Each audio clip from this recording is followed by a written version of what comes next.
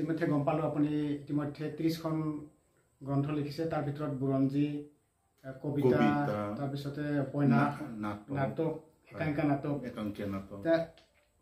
আমি এইটো গম পাইছোঁ যে আপুনি যিহেতু সাহিত্য একাডেমী বড়ো এডভাইজাৰী বৰ্ডৰ আপুনি আহ্বায়ক মানে কনভেনৰ আছিলে, কেনেকুৱা মানে কি পৰ্যায়ত আপুনি মানে কিবা এই সাহিত্য একাডেমী বৰ্ডৰ আহ্বায়কত কেনেকুৱা মানে অধিষ্ঠিত হ'ল বা কাৰ্যকালটো কেনেকুৱা আছিল, আপুনি কেনেকুৱা লাগিছিল তেতিয়া? আমাৰ সাহিত্য একাডেমী এইটো হৈছে আমাৰ ভাৰতৰ শ্ৰেষ্ঠ এটা লিটাৰেৰী মানে ফৰাম হয় গোটেই ভাৰতবৰ্ষতে। আৰু বৰ্তমান সেইটো ইংলিছ আৰু হিন্দীক বাদ দি 22টা ভাষা ভাষী আছে।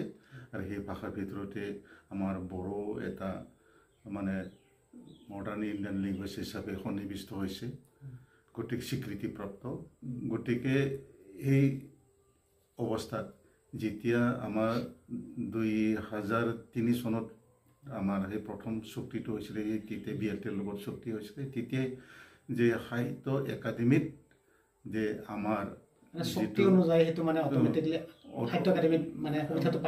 সুবিধাটো পাইছে মানে তেতিয়াও আকৌ আগৰ পৰাই আমাৰ বড়ো সাহিত্য সভাই সেইটো ডিমাণ্ড কৰি আছিলে যে আমাৰ ভাষাটোক স্বীকৃতি দিব লাগে আৰু স্বীকৃতি অনুসাৰে সাহিত্য একাডেমীত মানে অন্তৰ্ভুক্ত কৰিব লাগে। বড়ো ভাষা স্বীকৃতি পোৱাটো কিমান বছৰ হ'ল আপুনি? 1900 বড়ো ভাষা স্বীকৃতি মানে সেইটোতো আগৰ পৰাই আমাৰ 1963 চনৰ পৰাই আমাৰ যিহেতু মিডিয়ামবিলাক প্ৰৱৰ্তন হৈছে ভাষা হিচাপে, তেতিয়াই মানে প্ৰাথমিক শিক্ষা মানে পঢ়া সেইটো আৰম্ভ হৈছে আৰু স্কুল কলেজত মানে যথেষ্ট সেইবিলাক আৰম্ভ হৈছে। তথাপি আমি নতুন ভাষা হিচাপে নৱ ভাষা হিচাপে সেইটো আমি স্বীকৃতি পোৱা নাছিলোঁ। 2003 চনত অষ্টম অনুসূচীত সেইটো মানে ভাৰতৰ সংবিধানত সেইটো অন্তৰ্ভুক্তি হোৱা নাছিল। গতিকে 2003 চনত সেইটো অন্তৰ্ভুক্তি হ'ল আৰু তেতিয়াৰ পৰাই মানে যেতিয়া অন্তৰ্ভুক্তি হ'ল লগে লগে ভাৰতীয় যিটো নব্য ভাষাসমূহ হ'ল 22টা ভাষা আছে, তাৰ ভিতৰত আমাৰো অন্তৰ্ভুক্ত হোৱাৰ কাৰণে সাহিত্য একাডেমী কাৰ্যকালটো কেইবছৰ আছে? প্ৰথম অৱস্থাত মই যেতিয়া সদস্য আছিলোঁ, মই প্ৰথম সদস্যতে মই তাতে অন্তৰ্ভুক্ত হ'লোঁ।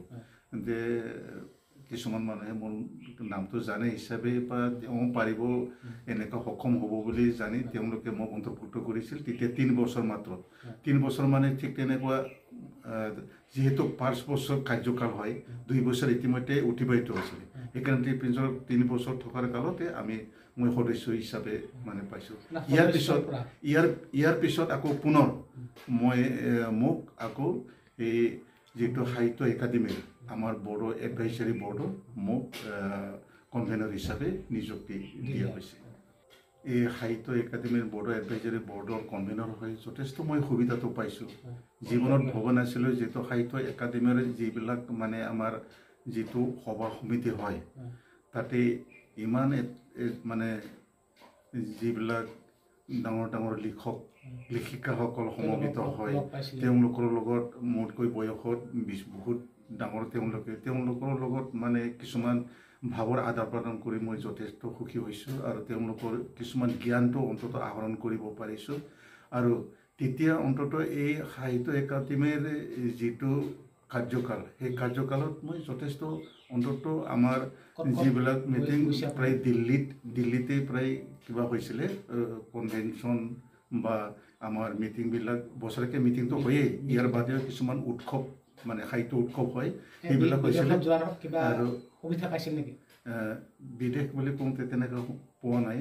মই তেতিয়া ধৰি লওক ত্ৰিপুৰাৰ আগৰতলাত গ'লোঁ, মণিপুৰত গ'লোঁ, ঠিক তেনেকুৱা কলিকতাত গ'লোঁ, মুম্বাইত গ'লোঁ, ঠিক অন্যান্য জাগাত মই ঠিক তেনেকুৱা সাহিত্য একাডেমীৰ যিবিলাক কাৰ্যকাল বা কাৰ্যকৰী কিছুমান মিটিং হয়, তেতিয়া সেই মিটিংবিলাকত মই উপস্থিত থাকিব লগা হৈছিলোঁ।